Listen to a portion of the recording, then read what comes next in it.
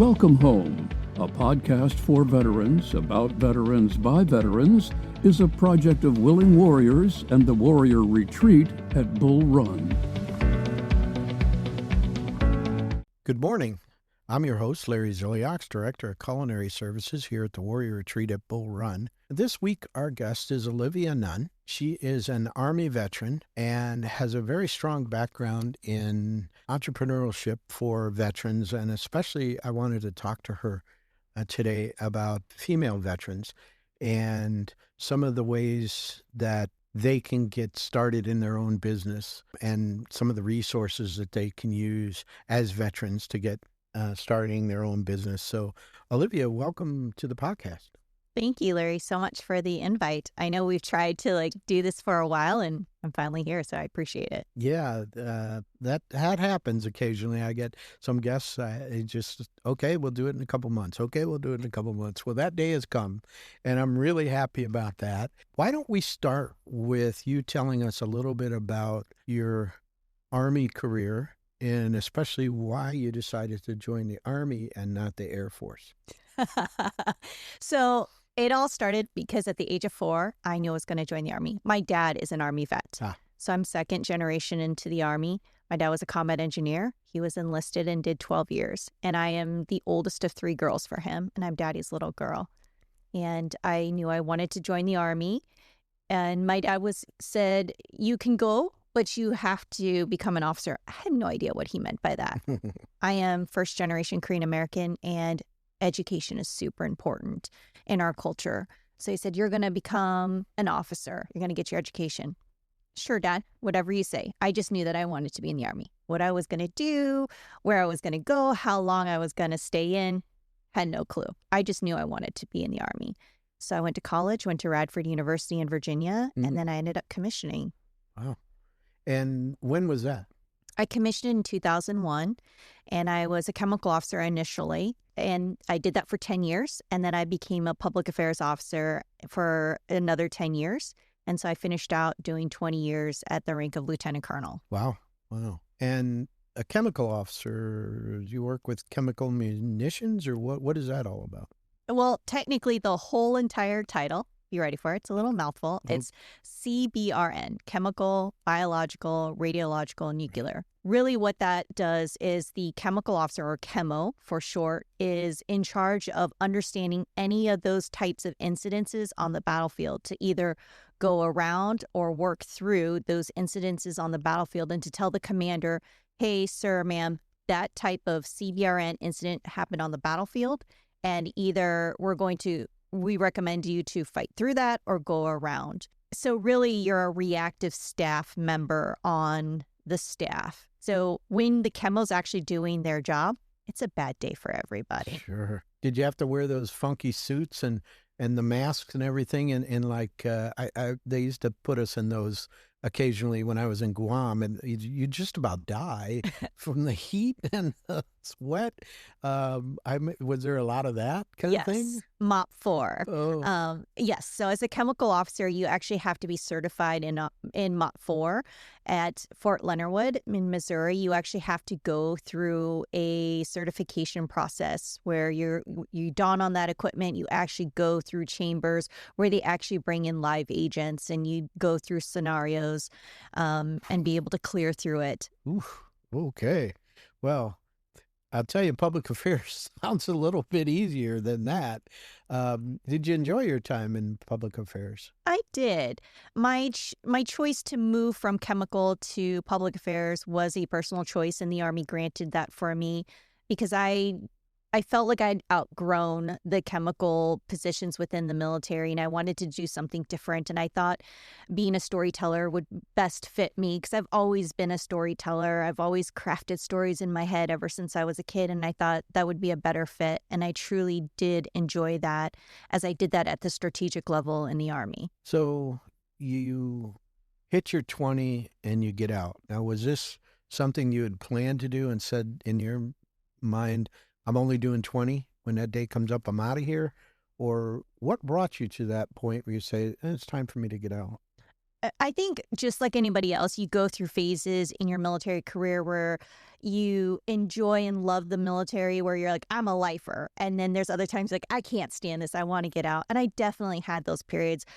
My first 8 years in the military went by so fast. I deployed 3 times in my early career. I went to Iraq 3 times during OIF-1, during the surge period, and then when we turned over the cities to Iraq.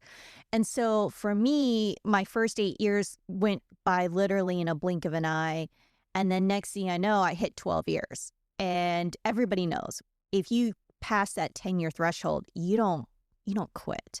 And it's when I hit that 12-year threshold that I was not in love with the Army anymore. I really, really hated the Army. But you don't quit. So I was just counting down to 8 more years to get out. And then I made lieutenant colonel and I had 3 years left. And then I fell in love with the Army again. I was like, I love this. I want to stay in. But at that point, I had 2 children. I had a daughter and now a son. So I'm an older mom because I chose to chase my career when I was younger. And I thought about staying in. However, the Army had a different idea for me. I was dual military at the time. I was married to another Army lieutenant colonel. He was a cyber officer at that time. And they were constantly trying to spread us apart, pushing me to different places, pushing him to different places. And I just could not fathom living a life where we were, pushing our kids between us to different locations. And for me, that was the whole reason why I was an older mom, because I didn't want to do that as a mom that was younger. And so we just came to this choice where, you know what, we've had a great run, 20 years. There's nothing wrong with 20 years and being lieutenant colonels. So we decided to punch our clock. No, yeah. And so what was that like for you as a female veteran and an officer? What was that transition like for you? For me, it was rough. Even though for me, it was rough for a couple different personal reasons, but at the same time, I thought I was ready. So I was naive in some ways. And here's why. I was working for U.S. Army Soldier for Life, and we were in the business of transitioning service members. So I had the master playbook, and I did that for the last 3 years of my career. And that's why a lot of people actually know me. I was Lieutenant Colonel Olivia Nunn. I had created one of the first Army podcast series. I was all over social media. I traveled all over the world giving presentations on behalf of the U.S. Army. And I loved what I did. And I had this master playbook on how to transition well. I created connections and networks with corporate America and with other military nonprofits, civilian nonprofits on how to get out of your uniform and do it well. So I thought, this is going to be easy for me because I have the master notebook. However, what I didn't take into account for was Murphy's Law and what it does for you in your personal life. As I dropped my paperwork and was preparing for that last year to step out of my uniform, I went through an unexpected divorce. And everything that I had planned for, everything that I thought I was going to do, that just went out the window. And here I was at rock bottom, going through an unexpected divorce. All the plans that I had of how I was going to live my life completely shattered. And I was disillusioned too. And I had to rebuild my life. And in rebuilding my life, this is where I said I became an accidental entrepreneur. Because nowhere in my playbook did I say I was going to be an entrepreneur. I was going to work nonprofit or maybe go into corporate, just kind of like this easy side thing that I was going to do while my spouse was going to go create this $1 million company and I was going to raise our kids. And that's not what happened. Yeah. Wow. And for our listeners, I will put in the show notes a link to the episode that we did with, and I can't remember his name, forgive me right now, but the head of the Soldier for Life program. I think it was back in season 2. And it's a great episode. And I've always told people that the Army has the best program for transitioning, and it is that Soldier for Life program. The other services just don't compare. They do offer TAPS programs and help with transitioning to a certain extent, which is light years ahead of when I was in. When I was in, there was no help. They said, oh, you're getting out? Oh, goodbye. Here's your ticket home. They weren't going to spend a dime on you because you were getting out. You were no value to them. So I definitely applaud the Army for that program, and I'm sure you were very instrumental in developing it, and it has helped a lot of Army veterans and continues to help a lot of Army veterans. Talk a little bit about you find yourself now out. Your tribe is no longer with you. You're a veteran. Did you file any claims with the VA? I did. At least I did that part right. Yeah. Where I did my medical. I was smart in that aspect. I made sure that I followed through. I worked with a military nonprofit, a major VSO, in getting my claim through. So literally the day that I became a civilian, my medical disability kicked in. Nice. So at least that part of my life went relatively smoothly. The rest of my life did not. I was literally mentally checked out. When I say I hit rock bottom, I hit rock bottom. My mind was filled with darkness. I couldn't remember half the time what I was doing. Simple things like, did I brush my teeth today? I really hit rock bottom in many ways. And so at least I did that part right. Mm-hmm. And I'm thankful for that. Wow. And so you're at that plateau where you get out, you're experiencing those problems. When does the idea about entrepreneurship, or you're going to kind of bootstrap your way out of that hole, in a sense, come to you? And what does that look like? So for me, my story and my journey for being an entrepreneur is the following. As I'm trying to rebuild my life, a very good friend of mine that I had been working with while I was in the military, Scott Davidson, who's a co-founder of Veteran Success Resource Group, who I still work with right now.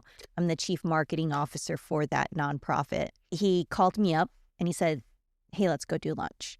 So we went and had lunch, and he's like, Olivia, tell me straight. I know things aren't going great. What's going on? And so I kind of bared it all out, and I was like, this divorce isn't going great. I'm just not feeling all that great. And we just had this heart-to-heart conversation. And he's like, where's your LLC? And I kind of gave him this deer in the headlight look. And I was like, what? He's like, hey, Olivia, I need you to kind of get your stuff together. I need you to create an LLC. And I was like, what? He's like, because we got work to do. I got work for you. And I just kind of sat there kind of dumbfounded. And I kind of had this epiphany in that split second. And he reminded me of multiple conversations that had happened to me while I was at Soldier for Life, where people constantly told me, Olivia, you need to create an LLC when you go out. Because I had been a consultant on behalf of the military as a communication specialist, as a PR specialist. I consulted on behalf of the Army to companies all the time on a daily basis on the skill set that I had as a communications expert. And having this conversation with Scott, he just reminded me of who I was and my purpose and what I was capable of. So I left that lunch just kind of renewed with some sense of hope of, hey, I can do this. I can have a life and no longer wallow in misery. And so a week later, born from that conversation was Olivia Nunn Communications. I really still didn't jump gung-ho into entrepreneurship. My LLC was born, but I really didn't know what I was doing just quite yet. Time kind of moves forward. I start picking up clients just a little bit here and there. Hey, Olivia, can you help me with this little small project? Social media here, etc. I pick up a major client who's in the substance use space, and they were looking for a communications expert, branding expert, because they want to grow in the military space. And it was supposed to be a short contract. That short contract turned into a big contract. I ended up making more money with them than my daytime job as a defense contractor doing public affairs work in a skiff, which I hated, by the way. So I kind of made the jump and said, I could do this working from home on my own time and have time to do what I love, which is nonprofit work. And oh, by the way, my boss at work is not that cool. This is a no-brainer. So I jumped ship and went all in working for myself. And that really was where I said I was the accidental entrepreneur, where I went all in on myself. I started doubling down on myself and said, I can do this. And I had a great ride for a little bit, and then the economy came in, and my company just went flatline. And so it's been the story of I've done well, and then I don't. I do well, and then I don't. And those are the lessons that I'm learning as an entrepreneur of all the little things of banking and what do you do with your taxes or what you don't do with your taxes. And I've completely bootstrapped my company since day one. Well, for our listeners too, what the Colonel is describing as an LLC is limited liability corporation. And it's used by contractors all over. So when a company hires you for a contract, they're paying your company instead of you directly. A very common vehicle for consultants, especially in the Northern Virginia area. But that's what we're talking about there with an LLC. So what do you think is the number one barrier that keeps female veterans from starting their own companies? I would say access to funds. I've got some friends that work in banking, and they'll tell you that. I mean, there's statistics that talk about that. The fastest growing part of entrepreneurship are women. In fact, women veterans are the fastest growing right now across the U.S., but they actually have the least amount of access to capital funds. And I think part of it is the following. Part of it is the way we are as women. It's how we show up. It's how we think about ourselves. We tend to not apply for jobs if we don't think we check all the boxes. It's also how we doubt ourselves, or we think that we're not capable or confident in terms of being able to do something. Whereas men is like, 50, 60%, that's good enough. I'm going to roll with it. So I think part of it is that. I think there's fear in having all your ducks in a row and then going after it. I think it's also exposure and having access to people that can get you into the right places at the right time. And I know for me, I'm such a visual learner. And so when you're trying to build this, portfolio of things that you need to, go after a grant or go in front of a board in order to compete for funds, and they're asking you for this, portfolio of things that you need, sometimes you have no idea what they're asking for. And you're just kind of looking at it dumbfoundedly going, wait, you want a year's worth of XYZ? And you're like, that sounds like great to me. How do you get those things together? So I think it's a few of those things all mixed into one as you're trying to do those things at the same time, run your company. Yeah. And you're trying to make money all at the same time. And then somewhere along the way, as a business owner, you're going to hit this point where you need to hire somebody because you are at that point you need to, but you're right at that breaking point where hiring somebody is going to break you at the same time. So it's like that dog chasing its own tail. Yeah. It's a hard decision, actually. Plus, you're also relinquishing some control. And, starting a business is hard for everyone. I really think that mentorship is huge for veterans, other veterans who have been down that path. And for female veterans, I just don't think that there's the same level of mentorship available out there. What would you say is the best way for a female veteran to find a mentor? I completely agree with what you say in terms of mentorship. It's mentorship not just in business. I think it's mentorship in life. It's finding somebody that you resonate with. You've got to ask. And then at the same time, it's making that time with that person and that person making time with you. And especially here in DC, the word busy is part of our vocabulary. And I think the word busy gets so stuck in our every single day vernacular that it gets in the way of life. Everything from our business to how we show up in our family life, to our kids, to our community. And I think that affects even how you approach mentorship, whether you're a mentor or a mentee. And then I think there's a bit of ego too, right? That maybe you might think that I don't need a mentor. So I think you've got to check your ego at the door and say, I need a mentor. But I think the other part, especially for women, it's the uncomfortableness sometimes in finding or talking to a male, because there's a lack of representation in women that are out there that are successful, that can potentially show the ropes to another woman. So I think it's important that female veterans who are looking at trying to start their own company, I think what you just said is important in that you can't not find a mentor just because you can't find a female veteran mentor. So if you can find a mentor who's a male veteran or a male who's in the same business, I mean, exact same business, can walk you through just about anything, I think you actually absolutely have to jump at that. You can't, I want a female, so I'm just going to pass that by. As you network in your community through business associations, things like that, and while a female veteran mentor might be good, but if they don't know anything about your business, then that might not work out as well either.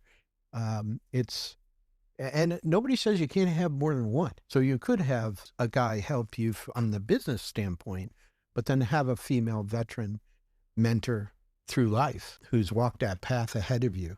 I often think, female veterans almost in every aspect are just underrepresented, whether it's healthcare, mental health issues, and in business as well. There is plenty of business out there for veteran female-owned companies, especially in the Northern Virginia area. If you can find somebody with contracting experience and you have skills that transferred to the civilian community, I mean, there's business out there. And I'm just afraid that some of our female veterans aren't thinking through and saying, okay, this is what I did, and how does that translate to the civilian community?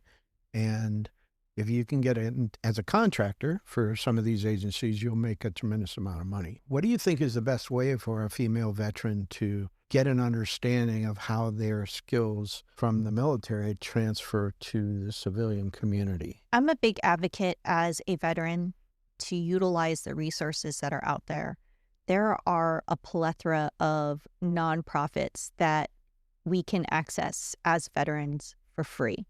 IVMF is a great one out of Syracuse that has a lot of resources that help you as a veteran to start your own business. And free training too. Free training, right? Yeah. An example off the top of my head, like if you wanted to get your project management, right?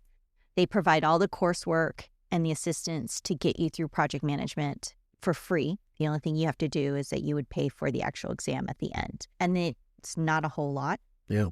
For the exam, but the coursework, if you were to pay for the coursework, that's a few $1,000s, but you are getting that for free. Yeah. That's just an example. And they do the same if you are trying to go through coursework to understand how to become an entrepreneur. That's IVMF. There's another one based out of Utah that my good friend Jason Van Camp, he does. There is a wait list for that, but again, there's a wait list because it is a great course. Mm-hmm. But if that's what you want to pursue, chase that. And there's more that's out there. And then if you talking about mentorship, right? Mill Mentor, that's a free online mentorship that you can sign up for. Peter Klein is a co-founder of that. Sign up, right? There's plenty of mentors that are on there that you could find. I happen to be one of the mentors that are on there. If you want to talk about communications or transition, I'm just one of many mentors that are on there. So utilize these resources that are available to you as a veteran, access them, and take advantage of that and chase it, right? It's the same as what we used to say in Soldier for Life in terms of your transition. You have to be an active member of your transition to be successful. You can't have the attitude of, I'm just going to sit here and just let it come to me. See what happens. You cannot take it that way, right? You have to get up and chase it. And here's the other part, and I've noticed this, and if anyone happens to follow me on social media, is that age, your gender, and where you've come from shouldn't stop you. Chase your dreams and don't let fear stop you. I just recently took my first introductory flight the other day. I've always wanted to fly, and it's something I finally decided to do, and I had a great time doing it. I've always wondered what would it be like to do a bodybuilding competition, and I finally did that. I'm 47 years old, and And the parts of me feel super old with all the injuries that I have. And then the other parts of me is like, I've got so many more years to live. And so I want to check off this list of things that I want to achieve or do in my life. Jumping out of a perfectly working airplane, not military style, right? That's on my list too. So if you have a thought or this, I wonder, can I do this? Chase it. Yeah, for sure. There's no barriers. The only the barriers that you put up for yourself, really. And, well, can't thank you enough for coming out today and talking to us about it's just great that there's so much out there when you talk about resources. The hardest part is trying to find them, actually, and know that they're out there. MOA is another organization that will help, Military Officers Association of America. So, reach out, definitely reach out and find them. Join these veteran service organizations in your community. Join the American Legion, join the VFW. Yeah, they're full of old guys, but a lot of times they're full of old guys who had companies and ran companies and who are happy to answer questions and help you out. So, think of all the different ways that you could, find the help that you need and reach out. Don't build barriers for yourself. Absolutely. I mean, MOA, you mentioned them. I used to podcast for MOA. They're a great organization. And I don't want people to think that, well, he said it's Military Officers Association. That's a big, myth. You don't have to be an officer to be part of that organization. They are a lobbying organization on behalf of the military, right? They're the ones that go on to Capitol Hill to fight for our benefits. Another one, American Corporate Company, ACP, right? Another great mentorship organization. Oh, by the way, they're going to help you, get jobs. Recruit Military. That's another great organization if you're on the job market. There's so many great organizations. And if you don't know where to start, again, get online, find somebody who's been around, who knows these resources, and just, hey, do you got a minute? Can you help me find an organization that could potentially point me in the direction of XYZ? And don't overlook state organizations that there are agencies of like economic development, and they have entire business plans so that if you go to them and say, I want to open up a business that sells honey, they very often will have everything you need to open that business in that state. It says you got to get this permit, you got to do this, you got to file for that. And so all that is out there. Franchises, sometimes it can be too much, but there's a tremendous amount of resources out there that we really don't want you to overlook. So, Colonel, thank you for sitting down with us and talking today. It's been wonderful. No, thank you for the chance to sit down and have this conversation. And if anybody wants to connect with me, I am online. You can find me on Facebook. You can find me on Instagram and on LinkedIn. I believe that you should have some social presence, and I'm happy to connect with anyone. Yeah, we'll have the webpage linked in the show notes. So you can go there and reach out if you have any questions. So thank you so much. And for our listeners, we'll have another episode next Monday morning at 0500. You can find us on all the major podcast platforms. We're on YouTube and Wreaths Across America Radio. Thanks for listening. The Welcome Home podcast is brought to you by Willing Warriors, a nonprofit organization serving active duty service members and veterans since 2012. To learn more, please visit our webpage at willingwarriors.org.